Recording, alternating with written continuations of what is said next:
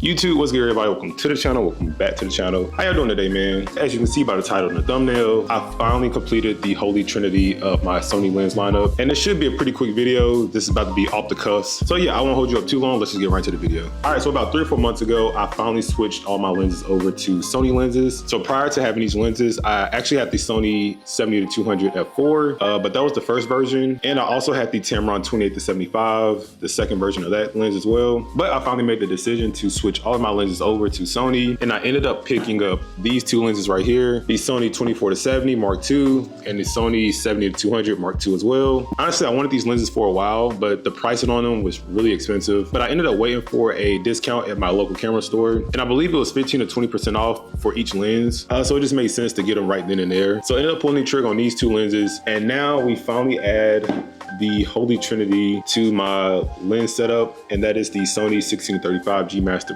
Mark II. And I haven't used this lens yet. I literally just bought it like an hour ago, but I'm kind of excited just to have it, so I wanted to make a video about it real quick. So you're probably wondering, why do I need a 16-35 if I'm filming majority sports? And to answer that question, I'm really in love with wide angle lenses. Every time I'm using my 24-70, I find that I'm really shooting on 24 quite often, especially for pregame. And again, pregame is probably my favorite part of the game aside from the exciting goals or the exciting hits in lacrosse. So yeah, I use the 24 focal range on this lens a lot, but I really want to have a lens that can zoom out just a little bit more. So the 16 on this lens was perfect, and the fact that it goes to 35 as well, it still covers the 24mm mark that I use for my main lens in pregame. So I don't know, it was just a win-win, and I can plunge into 35 if I need to. So yeah, I'm a big sucker for wide angle lenses. Honestly, it was between this lens and getting the Sony 16mm prime lens. I think that was a 1.8 or 1.4. But of course, shooting sports, you like to have the versatility, so I went for that. And recently, I think I'm starting to figure out my shooting style and my editing style as well. So lately, I've been going for more of a cinematic look with the videos that I shoot. Now, granted, they need a lot of work with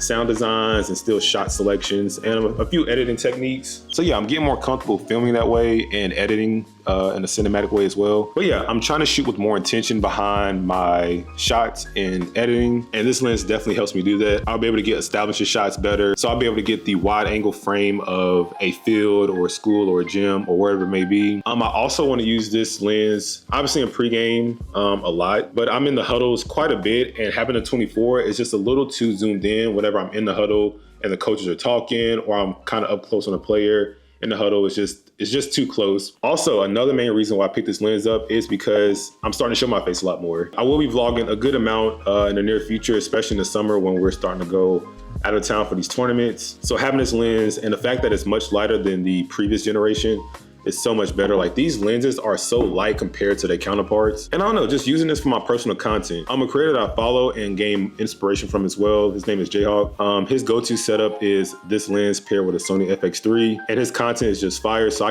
guess you can say he influenced me to get this lens as well. But yeah, what else am I gonna use this lens for? So yeah, I'll also be using this lens for videography work for automotive stuff. So if you didn't watch my last video, I got a new car, and I wouldn't say I'm a car enthusiast, but I do like to be around cool cars. I do like to take pictures of them, and I want to improve my videography, so this lens will definitely help me do that. So yeah, I'm very comfortable with my lens setup as of now, and there's really no other reason to upgrade lenses. I definitely caught the G Master bug, because once I switched over, I feel like I noticed the quality was far more better than my previous lenses. So yeah, that's my initial thought of getting this lens and completing the Sony lens setup. I will be doing a more in-depth review on this lens once I get more footage with it.